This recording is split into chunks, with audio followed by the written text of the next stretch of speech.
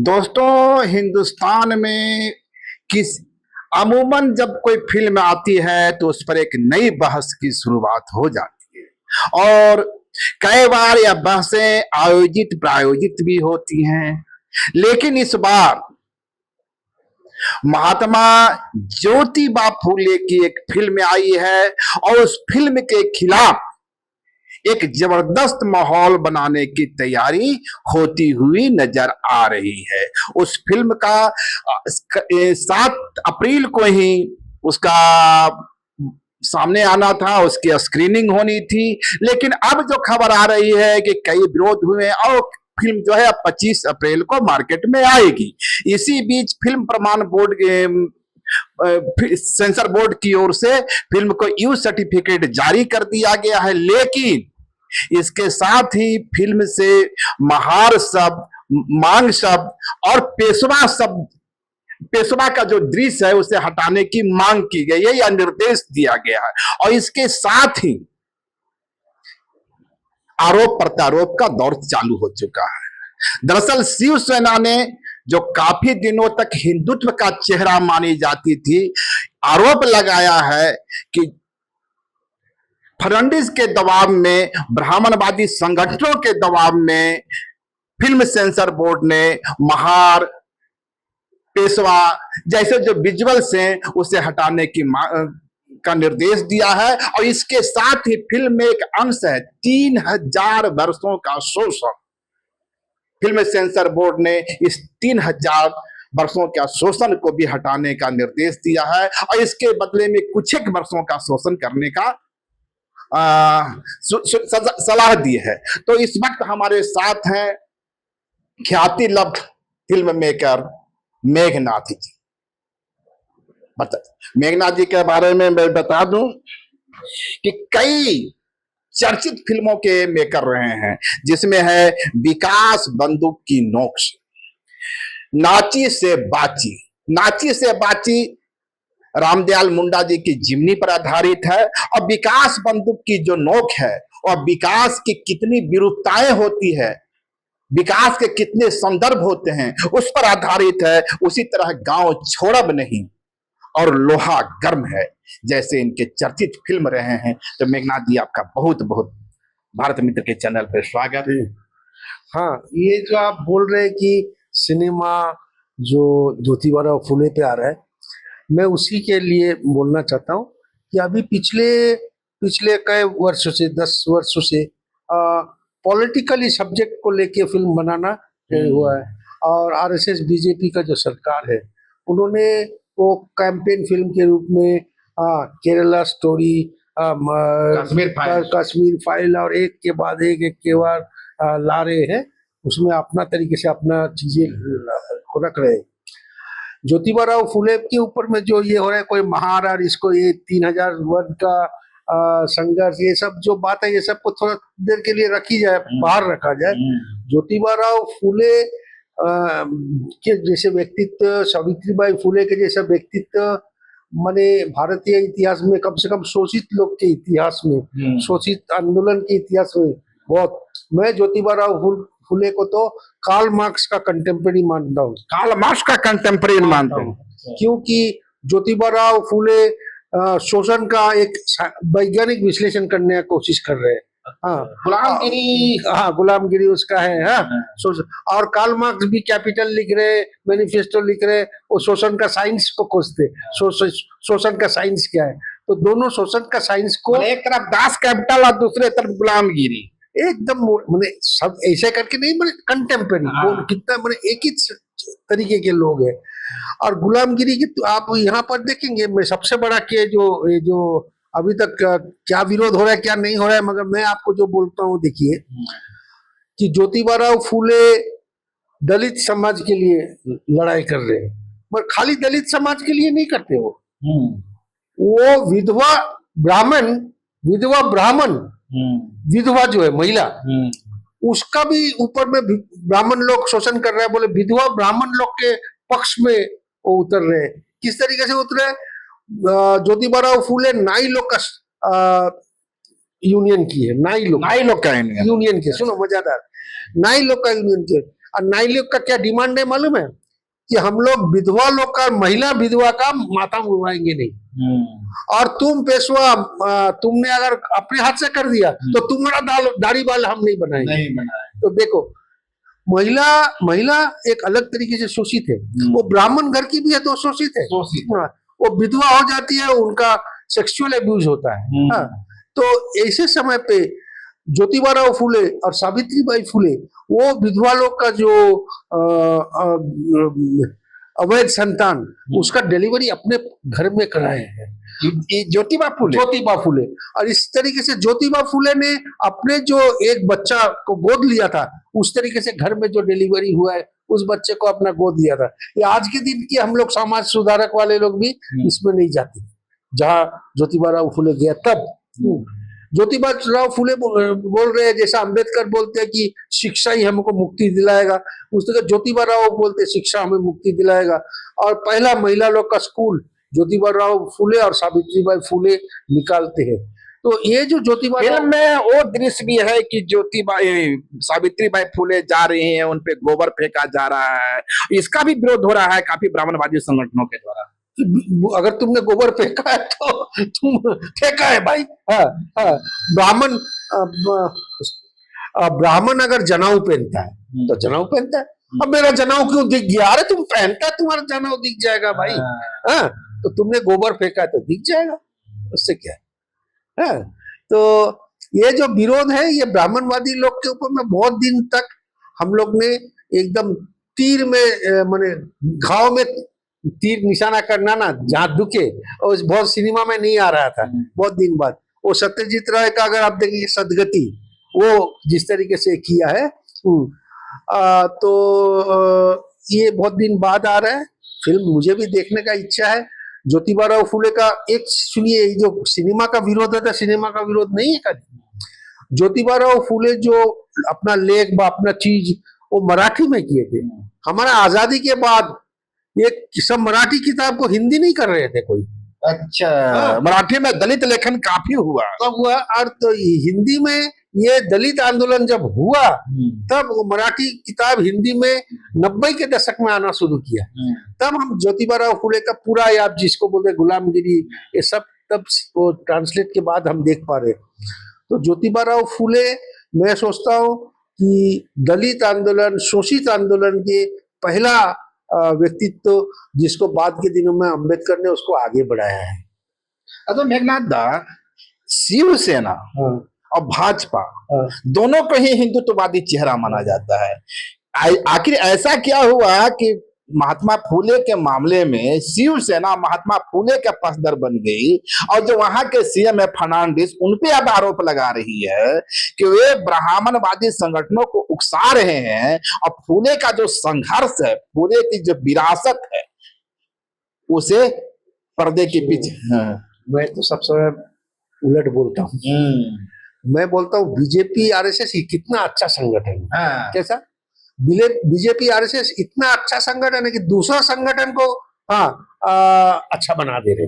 अच्छा, समझ गए कि कांग्रेस अच्छा हो जा रहा है, शिवसेना अच्छा हो जा रहा है। माने सब जो है, ये बीजेपी, इन लोग का जो खतरा है, ये खतरा इतना बड़ा खतरा है, इसको दूसरे लोग जानते हैं।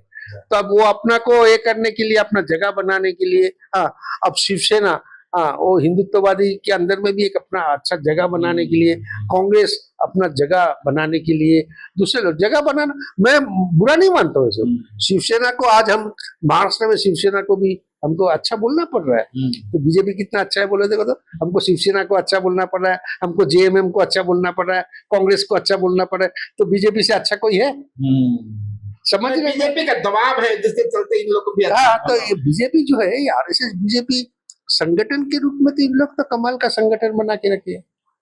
अच्छा, इसी संगठन का दबाव नहीं है कि यहाँ Kashmir file, China file, Delhi file, Kerala file, तो फिल्में आती हैं और ये फिल्मों को प्रमोट किया जाता है। सुनो, ये इसके बारे में मैं बोलता हूँ कि हमारे राजनीतिक तरफ से भारत में बहुत जितने राजनीतिक पार्टियां हैं, इन लोग सिनेमा को बहुत अच्छा से प्रयोग करने नहीं जाना है। आज से 25 साल पहले, 20 साल पहले मैं भारतीय तरफ में सबको बोलता था कि हमारे जो यंग बच्चे इंस्टीट्यूट से पास करके निकलते हैं, एफटीआई एसआरएफटीआई से निकलते हैं और फिल्म स्कूल से निकलते हैं, इन लोग सब कोई बीजेपी का दलाल है ऐसा नहीं है। उसको उन लोग पैट करेंगे तो उसके पास जाओगे, और दूसरे प्रोग्रेसिव साइड संगठन, दलित संगठन, कम्युनिस्ट संगठन, इन सबको भी बोल रहा हूँ, आप भी पैट करो इन लोगों को, आपके पास आएंगे। ये मैं 25 साल पहले बोला हूँ।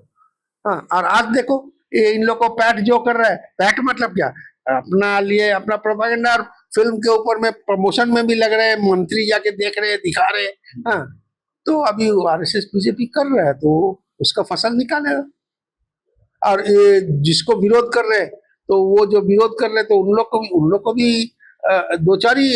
मैं ज्योतिबा फुले को फिल्म देखने के लिए एकदम आशावादी हूँ, क्योंकि इस तरीके से फिल्म बना नहीं है। अम्बेडकर के ऊपर में फिल्म बना है, 2-3 अच्छे फिल्म बना है। हाँ, तो वहाँ पर क्या डॉक्टर साहब है जिसने अम्बेडकर फिल्म बनाया था, उसमें मामूटी को एक्टिंग कराया था, जब्बार पटेल वो डॉक्टर है, बहुत सुंदर फिल्म बनाया था अम्बेडकर पे। अच्छा बेहलाद, ऐसा क्यों होता है कि जो बहुजन समाज से आने वाले राजनेता हैं, वे लालू यादव हों, तेजस्वी यादव हों, हेमंत सोरेन हों, अखिलेश यादव हों, या दूसरे तमाम चेहरे हों, ये फिल्म की पॉलिटिक्स को समझ नहीं पाते हैं। फिल्म का जो संदेश होता है, फिल्म का जो मैसेज जाता है सोसाइटी तक, उस तकनीक को समझ नहीं पाते हैं। फिल्म को हथियार के रूप में समाज कभी भी इस्तेमाल नहीं कर पाता है। देखो, मैं ये जो जिनका आपने नाम लिया, मैं आपके साथ सहमत हूँ कि उन लोग सिनेमा को व्यवहार नहीं किए। मैं तो इतना आगे जाके बोल रहा हूँ कि महात्मा गांधी तक सिनेमा को नहीं जानते थे। अच्छा, गांधी तक नहीं जानते। महात्मा गांधी बोलते थे सिनेमा एक रेड लाइट एरिया के जैसा खराब है, मगर महात्मा गांधी को खुद को नहीं मालूम था कि उनका मुंह है वो सिनेमा में। हाँ, इसलिए 17 फिल्म ब्रिटिश सरकार ने बैन करके रखा था। हाँ, तो सिनेमा का प्रयोग प्रोग्रेसिव पॉलिटिक्स ने बहुत ही कम किया। एकदम थोड़ा सा एक अच्छा समय गया जब लेफ्ट के लोग, आईपीटीए, ये सब लोग ने, हाँ, वो 50 के दशक 60 के दशक में कुछ अच्छे लोग कम्युनिस्ट आंदोलन से सिनेमा को, कम्युनिस्ट आंदोलन ने गाने को, और दूसरे आंदोलन ने गाने को, इवन के नाटक को, साहित्यिक रचना पे बहुत काम हुआ है। हाँ, लिखने में, कविता, वो सब। मगर सिनेमा का प्रयोग, हाँ, हमारे प्रोग्रेसिव आंदोलन ने प्राय नहीं के बराबर किए है। तो मैं, आप जिस नेता लोग का नाम बोले, लालू प्रसाद, इन लोग भी सिनेमा नहीं जानते, कि इन लोग भी सिनेमा खाली मनोरंजन का साधन है। हाँ, उन लोग 2-4 कमर हिलाने वाला गाना होने से बढ़िया होगा, ये सिनेमा का प्रयोग यही है। इन लोग ने भी कभी अच्छा सिनेमा देखे नहीं है खुद। हाँ, कश्मीर फाइल जैसी फिल्में आती है, वो तो अच्छा होगा, उसके इसी का ये वो इसलिए आएगी कि सिनेमा का प्रयोग, हाँ, हिटलर ने सबसे अच्छा किया। अच्छा, हिटलर इतना अच्छा जानते थे सिनेमा। हाँ, वो एक फिल्म मेकर लेडी थी, लीनी रिफेनस्टील को बुला के बोले हमारा एक प्रचार फिल्म बनाओ। तो बोला आप मेरे को कितना पैसा दे सकते हैं इसके लिए? बोले ऑफिस में आओ, तिजोरी खोल दूंगा, जितना लेने चाहो ले लो। ये बोल के तब के दिनों में 1938-40 के समय पे फिल्म बनाया है। उसकी भी पहले ओलंपिक 30 के दशक के बीच में ट्रम्प ऑफ द विल बोल के एक फिल्म हिटलर बनवाता है लीनी रिफेनस्टील से, और वो फिल्म में 35 कैमरा यूज करते हैं। 35 कैमरा यूज किए वो। आप अभी भी आप मेरा हो जाने के बाद यूट्यूब में जाइए, लीनी रिफेनस्टील ट्रम्प ऑफ द विल बोल के देखिए, 1 घंटे का। कोई भी समय ये कैमरा चल रहा है, ये कैमरा चल रहा है, वो कैमरा चल रहा है, वो कैमरा ऐसा करके हो रहा है। तो हिटलर जानते थे सिनेमा का माध्यम का कितना महत्व है, वो कैसा हिप्नोटाइज कर सकते हैं। हिटलर जानते थे नाटक का कैसा प्रयोग करना है, जानते थे। हमारे साथी लोग जो प्रोग्रेसिव साथी है, मैं पिछले 30 साल से बोल रहा हूँ कि तुम लोग भी इस माध्यम को अपना जरूरी कारण से व्यवहार करो। इसके माध्यम को अच्छा से जान रहे थे तो रविंद्रनाथ जान रहे थे। रविंद्रनाथ जब थे तब सिनेमा का प्राय शुरुआत के दौर है, तभी भी रविंद्रनाथ ने सिनेमा का अगले दिनों में बहुत अच्छा प्रयोग होगा ये बोले हैं। उन्होंने अपना शांति निकेतन में सिनेमा के ऊपर में अच्छी किताबें लाके रखे थे, ये सब हुआ है। सिनेमा के ऊपर में अदर बाद के दिनों के प्रोग्रेसिव लोग के अंदर में छोटा थोड़ा बहुत आईपीटी और ये जो है कम्युनिस्ट का एक छोटा सा धारा थोड़ा बहुत प्रयोग किया है। और उसके बाद जो धारा है वो लैटिन अमेरिकन सिनेमा जब अच्छा से हो रहा है, उसके बाद भारत में 70 के दशक 80 के दशक में आनंद पटवर्धन और उसके बाद और बहुत सारे, और आज के ये जो इजी कम्युनिकेशन का मीडिया हो गया, आप लोग कैमरा इतना इजी हो गया, इसमें अभी बहुत से यंग जनरेशन के बहुत, अभी डॉक्यूमेंट्री में आप देखो तो एक बहुत बड़ा समुदाय अच्छा अच्छा सिनेमा, सामाजिक सिनेमा, दलितों पे सिनेमा, आदिवासियों पे सिनेमा, मजदूर वर्ग के ऊपर में सिनेमा बना रहे।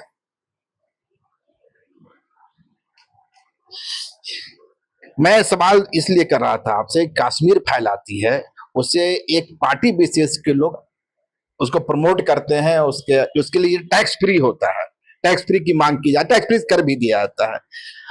क्या बहुजनवादी जो राजनेता है, बहुजन समाज के राजनेता है, और जो हम साफ शब्दों में कहें, झारखंड की सियासत में सीएम हेमंत और जेएमएम से आशा की जाती है कि क्या वे महात्मा फुले को टैक्स फ्री करेंगे? मैं बोलता हूँ या इसकी मांग की जानी चाहिए? एकदम करना चाहिए, क्यों नहीं करना चाहिए।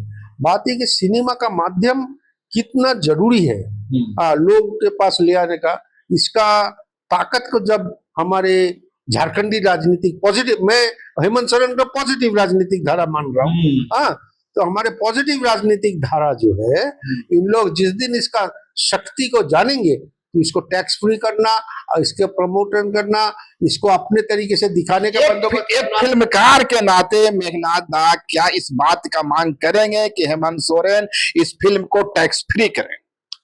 मैं जरूर करूंगा, क्योंकि आपको मैं एक चीज बता दूं कि हमारा गांव छोड़ अपना ही एक गाना है, वो जब आया हुआ तब शिबू सोरेन सुन के उनको अच्छा लगा। अच्छा, हाँ, और रामदयाल मुंडा जी बैठे थे, रामदयाल जी शिबू सोरेन को ऐसा बोले थे, पीछे इशारा करके, देखो हमारे पीछे में बैठा है, ये गाना जो हो रहा है ना इसको बनाया है हमारा पीछे में तो शिबू सोरेन, अरे इन्होंने बनाया, अरे उसका कौन एक जन को बुला के इनके साथ ये करो वो करो ऐसा करके। हाँ, तो शिबू सोरेन को गांव छोड़ब नहीं अच्छा लगा, बहुतों को झारखंड आंदोलन में गांव छोड़ब नहीं अच्छा लगा। हाँ, तो उन लोग, हमने इसको लिखा ही इसलिए था कि शोषित लोग अपना विस्थापन का लड़ाई को करने के समय उसके साइड में हम लोग को खड़ा होना चाहिए, इसलिए हम लोग ने बनाए थे। मैं और केपी शशि ने बनाया था उसको, बिजू उसमें फोटोग्राफी किया था।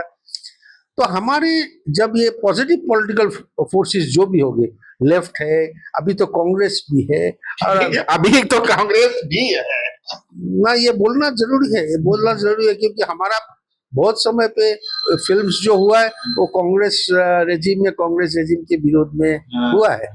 हाँ, तो ये तो है, तो मैं मानता हूँ कि हर एक पार्टी, पॉजिटिव राजनीतिक पार्टी जब सिनेमा का शक्ति को समझेंगे, उसको प्रमोट करने के लिए टैक्स, और पावर में होंगे तो टैक्स फ्री करवाएंगे, पावर में नहीं होंगे तभी भी तो उसको दिखाएंगे, दिखाने का जगह करेंगे उनके पास, तब जाके सिनेमा का एक शक्तिशाली प्रयोग होगा। आज इसको आरएसएस बीजेपी कर रहा है, मैं एक तरीके से उनको बधाई भी दे रहा हूँ कि तुम शक्ति को पहचानते हो, सिनेमा का शक्ति को, तो तुम अपना यूज कर रहे हो। अच्छा, आरएसएस को बधाई तो ठीक दे रहे हैं आप, आखिर सवाल ये है, मेरा एक छोटा सा सवाल होगा कि आरएसएस और भाजपा के जो ताकतें हैं वो महात्मा फुले को इस सिनेमा घर से दूर रखना क्यों चाहते हैं? मैं आपको तो अभी थोड़ा देर आगे ही बोला कि खाली ये ताकत अभी नहीं, आज से 50 साल 100 साल पहले से 100 साल पहले महात्मा फुले से इतना डर क्यों है? डर इसलिए कि ब्राह्मण, देखो हम हिंदुइज्म को ब्राह्मणवाद के बाद जीरो मानते हैं। अच्छा, हिंदुइज्म से ब्राह्मणवाद निकाल दिया जाए तो जीरो हो जाता है। तो ब्राह्मणवाद है जो हिंदुइज्म का 100% है, और ब्राह्मणवाद का विरोध जिस तरीके से ज्योतिबा फुले किया है जिंदगी में, ब्राह्मण का नहीं, ब्राह्मणवाद का। ब्राह्मण कोई व्यक्तिगत ब्राह्मण कोई अच्छा भी निकलेंगे, ब्राह्मण से क्या, ब्राह्मणवाद एक विचारधारा है, हाँ, वो एक सोच है, वो हमारे जिंदगी के अंदर में मैंने अच्छा से अच्छा लोग ब्राह्मण, जैसे आपको बोलते हैं आप मरने के बाद कहाँ जाएंगे, स्वर्ग जाएंगे कि नरक जाएंगे, हाँ, ये बोल के आपसे शुरू होता है। हिंदूवाद में माने ब्राह्मणवाद में ऊपर जाना नीचे जाना, धरती से उधर और उधर से इधर, ये जो दलित आंदोलन करेंगे जो समाज, उन लोग ऐसा नहीं करते। ये पहला डर है ब्राह्मणवाद का, ये क्या हमारा इससे निकाल दोगे, हमारा पूरा शक्ति खाली कर दोगे। हाँ, आपको लंबा लंबा कहानी बोल सकता हूँ, ये आपका एक पूरा बनाओ, हम बताएंगे किस तरीके से हिंदूवादी ताकतों ने लोगों के अंदर में धर्म कैसा कैसा लाया है। महादेव जिसको आप बोलते हो, महादेव, उसको शिव बोलना बहुत ठीक नहीं होगा। वो पूरा नॉर्थ इंडिया में महादेव है, बड़े बड़े, हम लोग का यहाँ झारखंड में मरांग बुरु, माने जो बड़ा पहाड़, वो हमारा बड़ा देव। हाँ, और ये जो मरांग, मरांग माने बड़ा बड़ा पहाड़, मरांग पहाड़, हाँ, महादेव, अब उसको तुमने शिव बना दिया। ऐसा करके और भी बहुत सारे लंबे लाइन से बोलते तो आपका कहने का मतलब है कि सिर्फ हिंदू जो दलित आदिवासी समाज जो है या जो बहुजनवादी समाज है उसकी संपदा ही नहीं हड़पी गई, उसके देवताओं का भी हरण कर लिया गया। सब सब सब सब सब देवता हरण है। लंबा आपको पूछना पड़ेगा, लंबा बैठेंगे करेंगे हम लोग, बहुत सी देवता हरण है। आप सोचो तमाड़ में जाके बुंडू में सूर्य मंदिर है। वो सूर्य मंदिर कैसा बना था, रामदयाल जी क्या सोचते थे उसके ऊपर में। वहां के मुंडाओं को यहाँ के लोग जाके बोले कि सूर्य को तुम भी मानते हो, सूर्य को हम भी मानते हैं, तो तुम्हारा एक मंदिर बना देते हैं सूर्य का। तो वहां के मुंडा लोग ने, पाहन लोग ने बोले तो अच्छी बात है, तो बनाया एक मंदिर, और वो मंदिर बना के रख दिया, और उसमें एक आदमी सात सादा घोड़ा के ऊपर बैठ, कौन मुंडा का लोग सात सादा का घोड़ा के ऊपर में बैठ के मूर्ति बनाएगा। हाँ, तो वो अप्रोप्रिएट किया नारायण से। तो आज तुम आप जो बुंडू में देखते हो सूर्य मंदिर, वो हिंदू अप्रोप्रिएशन है। ऐसा आपको 10-50-100 कहानी बोल सकते हैं। तो इसी तरह का जो अप्रोच था जिसे आप ब्राह्मणिकल अप्रोच कहते हैं, ब्राह्मणिकल अप्रोच है। तो इसी व्यक्तिगत ब्राह्मण को मैं नहीं आप टारगेट नहीं कर रहे, तो इसी ब्राह्मणिकल अप्रोच या इसी एलिट क्लास का अप्रोच के खिलाफ पूरी लड़ाई जो थी महात्मा फूले की थी, है ना। और वो सिर्फ पॉलिटिकल लड़ाई नहीं थी, कल्चरल लड़ाई थी, इकोनॉमिकल लड़ाई थी, संपूर्ण लड़ाई थी। आप समझो ज्योतिबा का आंदोलन कैसा होता था, आपको ये मैंने बोल दिया था कि नहीं मालूम नहीं, फिर से बोल रहा हूँ। ज्योतिबा आंदोलन कैसा था, वो ब्राह्मणवादी सोच के विरोध में थे, मगर ब्राह्मण विधवा जो है, वो ब्राह्मण विधवा लोग को उनको साथ उनका सहानुभूति था, क्योंकि उस जमाने में 1700-1800 में ब्राह्मण विधवाओं के ऊपर बहुत अत्याचार हो रहा था।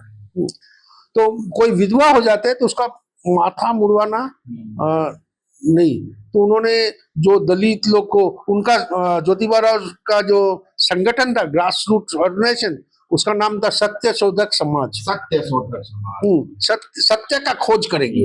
हाँ, और वो सत्य शोधक समाज से नाई लोग का ट्रेड यूनियन किया हुआ है, और नाई लोग का डिमांड क्या है, अपना नहीं बोला, हम लोग तो विधवा महिलाओं का बाल नहीं काटे, और तुमने अगर पेशवा लोग को बोलते तुमने अगर काटा तो तुम लोग का दाढ़ी बाल हम नहीं काटेंगे। देखो क्या प्रोग्रेसिव, क्या आंदोलन। तुम देख रहे हो कहाँ ज्योतिबा फूले है। ब्राह्मण घर की विधवा महिला लोग का अवैध संतान होने होता था जब, हाँ, ये डिलीवरी सत्य। इसी तरह की एक कहानी बनते बनते रह गई, वो कहानी थी अस्तल ढकने का अधिकार। हाँ, मगर वो ज्योतिबा फूले के साथ उसका जुड़ाव नहीं था, साउथ इंडिया का फिल्म था, उस पर भी एक फिल्म बनाने की कोशिश हुई थी। कहानी क्या थी? मैं उस तरीके से स्तन ढकना नहीं ढकना, ये बहुत ही चीज दिखता है, उसको अप्रोप्रिएट कैसा करेंगे नहीं करेंगे, और ये आंदोलन तो रहा होगा, और बहुत तरीके से महिला एज अ जेंडर उसको उच्च वर्ण के लोग ने बहुत, आप हिंदूवाद बोलो, इस्लाम में भी होगा और क्रिश्चियनिटी में भी, महिलाओं को एज अ जेंडर दबा के रखने का, सब में हर धर्म में महिलाओं का शोषण किया, दबाव का व्यवस्था है। मैं उसके लिए एक को ये नहीं करता, कम बेसी हो सकता है, किसी में थोड़ा ज्यादा होगा, किसी में थोड़ा कम होगा, मगर gender as a gender, women as a gender, उसका शोषण तो हर एक धर्म ने किया है। अंतिम सवाल मेघनाथ दा, आप चूंकि फिल्म रहे हैं, फिल्म आपका विजन रहा है, फिल्म को आप फिल्म की भाषा को आप समझते हैं, तो हमारे दर्शकों को जो महात्मा फूले पर फिल्म आ रही है उसके बारे में क्या संदेश देंगे? क्या उन्हें कहेंगे कि जाइए महात्मा फूले की फिल्म को देखिए? मैं खाली महात्मा फूले का बारे में नहीं बोलूंगा, मैं बोलूंगा इस तरीके से जो जिसको बीजेपी आरएसएस डर रहा है, ऐसा सिनेमा को आप लोग समझने की कोशिश करो, और ऐसा सिनेमा को हॉल में जाके देख के, टिकट के साथ देख के, हाँ टैक्स फ्री हो या ना हो, देख के इसको भी इतना ही उत्साह दो कि कल के दिनों में बच्चे, मैं बोल रहा हूँ आपको, मैं बहुत FTI हो, SRFTI में मैं बहुत बच्चे को देखता हूँ, दे हैव ग्रेट टैलेंट। हमारे झारखंड के बच्चे देखो, शिराल मुर्मू देखो, निरंजन कुजूर देखो, इन लोग कितने टैलेंटेड है। और भी बहुत, मैं एक दो नाम खाली लिया, मगर एक के बाद एक लाइन लेके जाएंगे। हमारे साउंड रिकॉर्ड में सामंत लकड़ा को देखो, हाँ ये सब एक से आगे भी बहुत सारे बच्चे सेंट जेवियर्स में मैं जब पढ़ाता था वहां पर उन लोग सब थे। अभी FTI से पास करके निकले, इन लोग सब अच्छा काम करना चाहते। तो आप ज्योतिबा फुले का आप फिल्म को अगर आपने सपोर्ट किया, खड़ा होके देख के, जब ये सब फिल्म को जब आएगा उसका पहला दिन और एक सप्ताह के अंदर में इतना बार देख लो कि वो एक सप्ताह में उतना पैसा कमा लेगा जो सलमान खान कमाता है। तब जाके कल के दिनों में आपका झारखंड का आंदोलन, आदिवासी आंदोलन, दलित आंदोलन, महिला आंदोलन, इसके ऊपर में पॉजिटिव सिनेमा आएगा, क्योंकि ये बना के भी कोई थोड़ा दो पैसा कमाएगा। आपको जर्नलिज्म करते, हम फिल्म बनाते, सबको पेट में रोटी डालने की जरूरत होती है। उसकी पॉजिटिव पैसा कहाँ से आएगा? वो इधर से आएगा जब हमारा दर्शक वो फिल्म देखेगा। तो ये थे हमारे साथ मेघनाथ दा, जिनका मानना है कि आज की युवा पीढ़ी को, आज के झारखंडी समाज को, झारखंड के जो आदिवासी, मूलवासी, दलित समाज और जो सामान्य वर्ग के समाज है, उन सबों को इस फिल्म को जरूर देखना चाहिए। तो चलिए हम लोग भी चलते हैं किसी हॉल में और देखते हैं महात्मा फुले की यह फिल्म। अगर खबर पसंद आए तो आप QR स्कैन कर दें हमारा साथ। आपका एक छोटा आर्थिक सहयोग है हमारा बड़ा हौसला। द भारत मित्र, बुलंद भारत की बुलंद तस्वीर।